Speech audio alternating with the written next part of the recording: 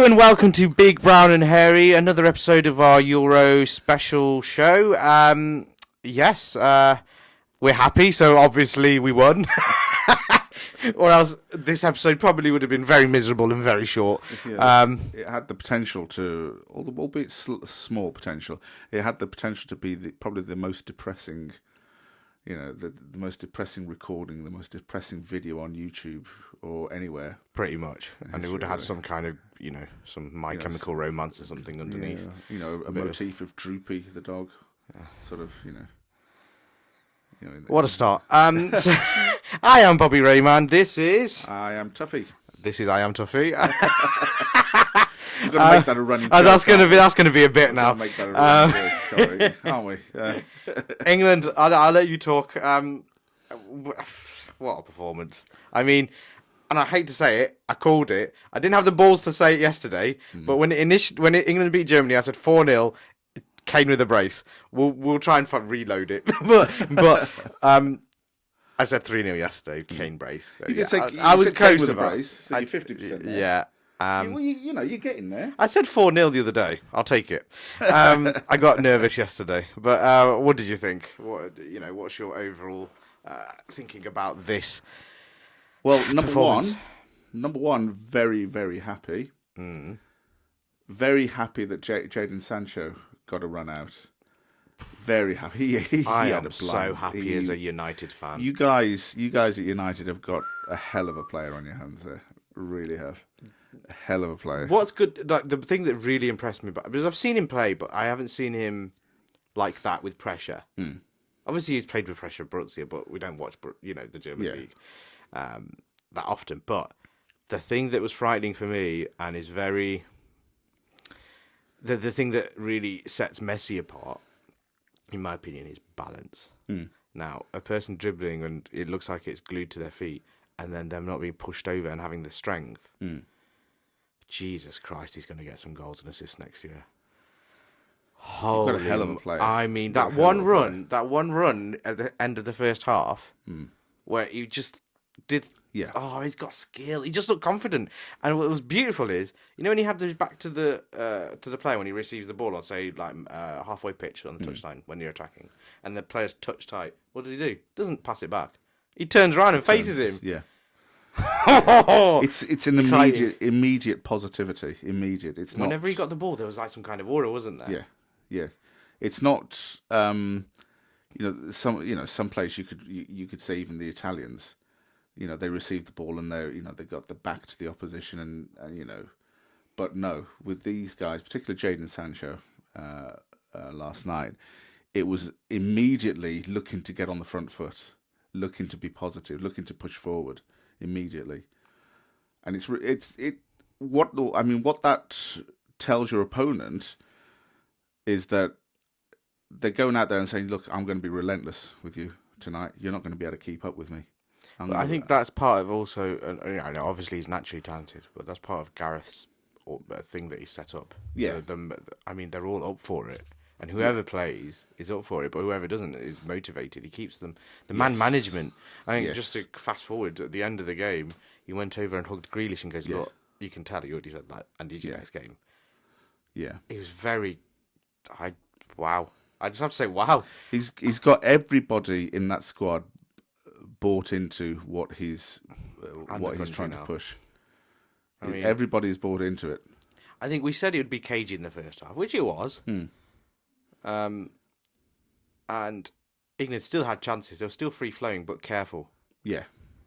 But then, what you've been crying out for, when that second goal or first goal goes in, then go for the jugular. And you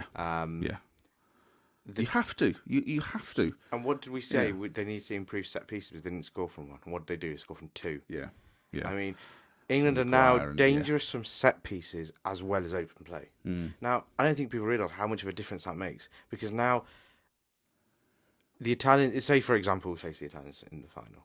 The Italians may have seen a weakness and gone, "Oh, okay, we'll just foul them. Then we can just head out the ball. Their set pieces aren't dangerous." But now the set pieces are dangerous. It second guesses. They go, "Okay, let's not foul as much." But when that happens, then you can play football like England want to. So Yes. they can. It's just another chink in their armor, like not a chink, another Feather in there. feather in their bow. That's the thing I was trying That's to the look one for. you're looking That's for, the isn't one, it? not chink. That's the other way around. That's the... I just think it's, and the press was fantastic yesterday. Everyone played well. Yeah. Mount impressed me. I've been not slagging him off. I've been a bit, but yeah, I think we both have. I think wrongly. I think yesterday really showed he was the connection between Phillips and Rice and Kane. He was that perfect. And do you know what? Him being fresh was probably a good thing. Yeah. But yeah, I think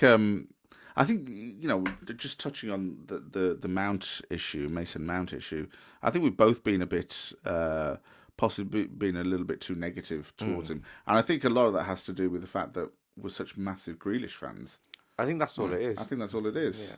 But you can see why. He left Grealish and Foden on the bench yesterday. Madness. And Foden didn't, not even a few minutes. But then he needs to give everyone a little bit. When they're 2-0 up, 3-0 up, he's obligated to give those other players time, isn't he? I loved what he did Bellingham, as well. Yeah. Rashford. He's obligated to give them when time. Bellingham came on, looked pretty decent on the ball. I mean, as a CDM or just a natural midfielder, my word, did Bellingham look at good. 17? He's tall as well. At 17, he looks polished. He looks complete. He's got something of a Sancho about him. Balls. Yeah. Wow. I mean, I am. Yeah, enthralled by all of this at the moment. It's completely sort of it's 100% positivity. It's an embarrassment of riches England have got. Yeah, it's disgusting. But it bodes so well for the World Cup next season. I mean, I want to focus on this tournament first. Yeah, and I don't want to get too ahead of myself, but my word, it bodes really well. Imagine really Sancho well. at a year at United and United do well. Bellingham gets to have more of an opportunity at Borussia. Yes. Playing the Champions League. As I said at the start of the tournament, I really think English teams finishing in the finals, whether it be United, City, or Chelsea, those players having that high pressure environment has done wonders for this squad. Yeah. I've been proven right. Everything I said was proven right. I said we'd smash Ukraine. I said we would.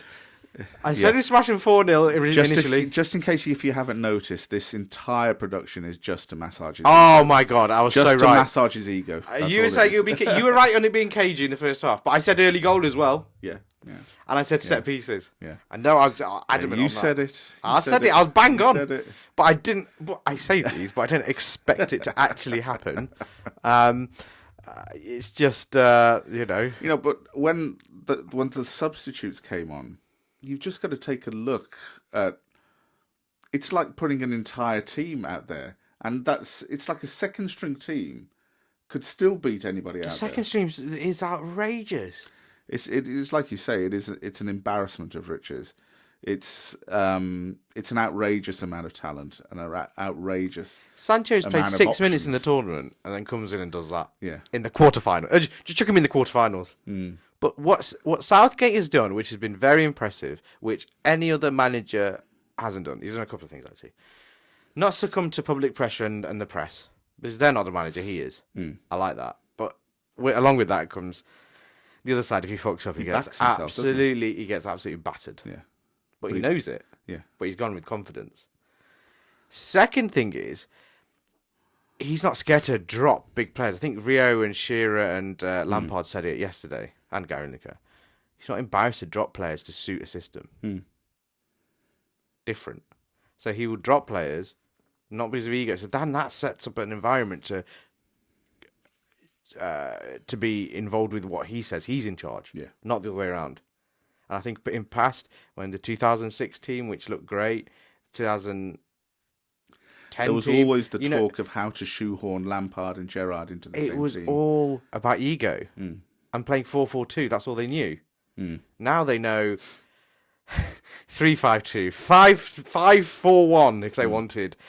That fluid lineup is so clever. He's not getting enough credit for his tactical nous. And I slagged it off at the start of the tournament, laughing at him. But he proved us wrong. absolutely. Twice. Absolutely. Because we were going off the World Cup, weren't we, really? Yeah. But he's proved us wrong. Absolutely. And I'm glad. I'm all for it. Yeah, me We're too. Muppets. Me too. Me too. I said it before that I thought quarterfinals and that was it. But I would be ecstatic if I was proved wrong. I wanted to be proved wrong, really. And wow, what a way to be proven wrong. My only concern is that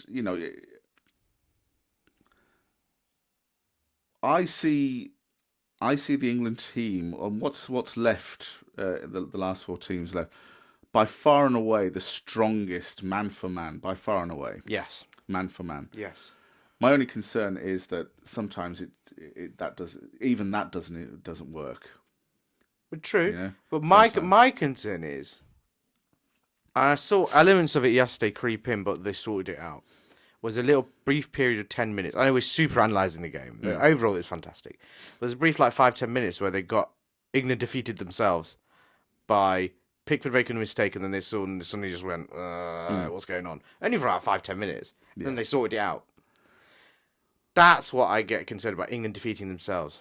Thinking of it too much. But that's up to Gareth. And now he got them in at half-time. They started when the shape changed. What happened? Yeah. They sort of went, what's going on? Ukraine attacking us. Come out second half, score. Bang, done. Yeah. Management. So, fair play to Gareth. He gets them to calm down quickly, doesn't he? Yeah, so I think one thing that can be improved is getting the message across on the pitch. Yeah. From the sideline. I think, but this is a very minute comment. Yeah. I mean, really, who gives a fuck? But I'm thinking about the bigger teams like Italy. I don't even consider Spain a competition. I want Spain in the final. Yeah, I can't. I mean, I can't see them beating Italy. I can't see them doing that. Penalties. They seem to be the penalty team. Yeah, it could happen. It's like we said last time. What a piss take it would be if they scumbag their way through to the final. But they get battered in the final. They'd get battered in the final. Maguire and Stones, they've got confidence. What if England go the whole time? I know Denmark's next, and that's a very tough game, which we'll talk about in a second. Yeah. But what if they go the whole tournament without conceding a goal? Imagine that. That would be. That's a record. I mean, they've equalled the record of 5 games, haven't they? Yeah. That's unheard of. So next game, if they do, is 6, and then 7. If they do that, not only they deserve knighthoods now, but that is an unbelievable challenge, and I like that challenge that they've got something else on top of he can detract from. Yeah, yeah. And I know we joke that he's a defensive-minded, but actually, in this tournament where the teams that have been attacking, like the Netherlands, like Belgium. It's not worked, has it? It hasn't. I think to a certain extent he is defensive minded. I think, but I think what he's overwhelmingly what he is, he's quite cerebral, isn't he? Yeah. He's quite. And he let them off the leash a little bit yesterday. He let them off the leash a little bit. But what I love about this England team, sorry to interrupt, is they've got stuff still left in the locker. Shitloads left in the locker. Shitloads. Yeah. What you mentioned just there about them being let off the leash, is it a case of him letting them off the leash, or is it a case of, based on the opposition, there was only the only outcome was another goal or another I goal? agree, but I think also the team have played for 5 games now. I think, as I said in the preview show, this is when it clicks. Yeah, they needed a big performance. They needed a drop against Scotland to get a bit of realisation. They needed the big performance against Germany to prove, oh my God, we are part of the world's elite. And then yesterday was the culmination of everything clicking together. And then now the semi-finals, that is another target. Yeah.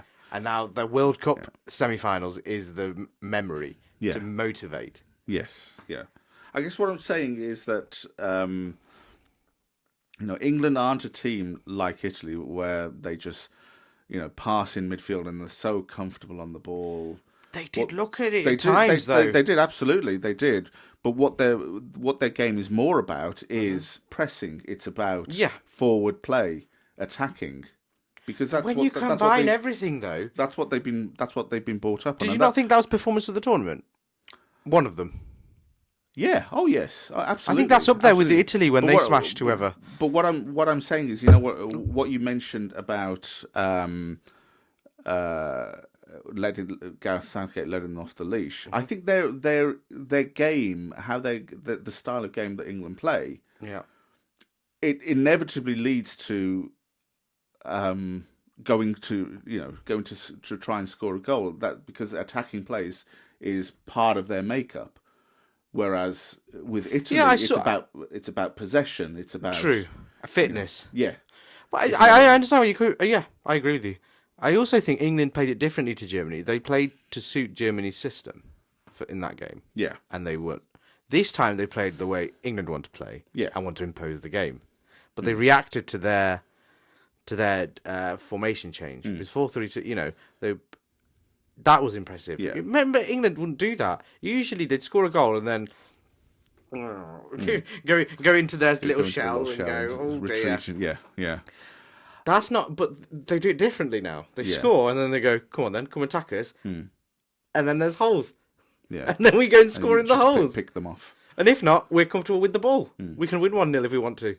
We just sort of, it's almost like target practice, isn't it, to a certain extent? It's a change of psyche. Yeah.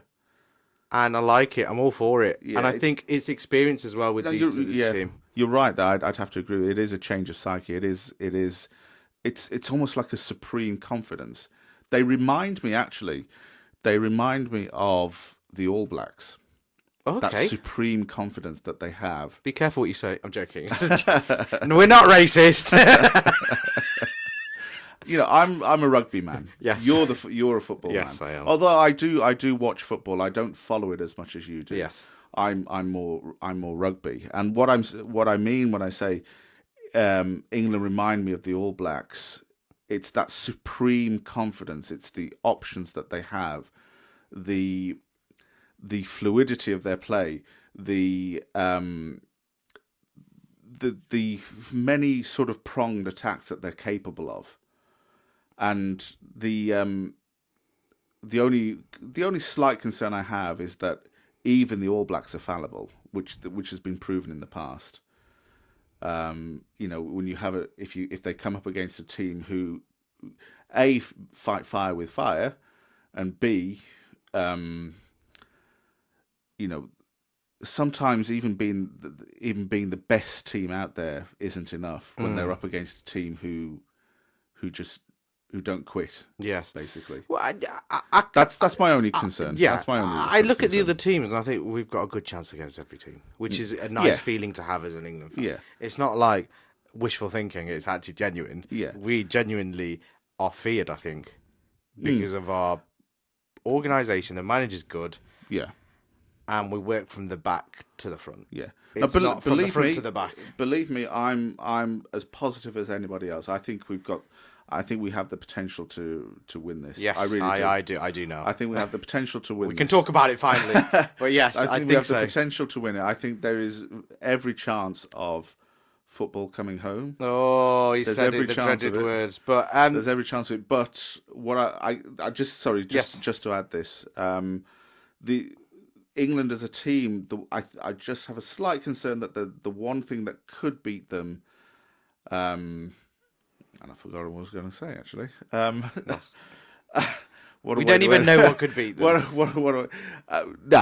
The one thing that could possibly beat them is a battle-hardened team. Yeah, an experienced battle-hardened team could. But it's interesting to see. We don't know. So yeah. I think pace. I've said it before. I think pace kills all of it. And I've said it before. If they get Italy in the final, which it's potentially looking likely, whether they can handle Italy's streetwise, it'll be tough that game. And how their nous. I think it goes to extra time. What we said, and what we said yesterday. The Bengali word for it, salaki, which is like cleverness, that sort of underhanded cleverness. Whether they can cope with that. I mean, I agree with you, but then what threw it for me yesterday? What really persuaded me yesterday? Set pieces. Yeah. He added what we had in, and this is what I mean. That multi-pronged attack. They're capable. England are so unpredictable. You don't know their starting lineup. You don't know which way they're going to play. You don't know which way the formation is. Well, you kind of know, but you don't know which version of that. How fluid they're going to be. Then you don't know if they're actually going to attack today or not, or they're going to pick your holes. It's disgusting. The teams don't know how to prepare for it. Who are going to play in that front three? You know Sterling is, but who are the other two? That's true. That's true. Or is he going to even drop Sterling? He could do. Yeah, that's the uncertainty of it, isn't it? I mean, he plays based on the opposition, doesn't he? Basically. But I think interesting against Denmark. Just quickly before we finish, I think Denmark beat Czech Republic 2-1. I think it's going to be an interesting game. I think we'll talk about it in the future.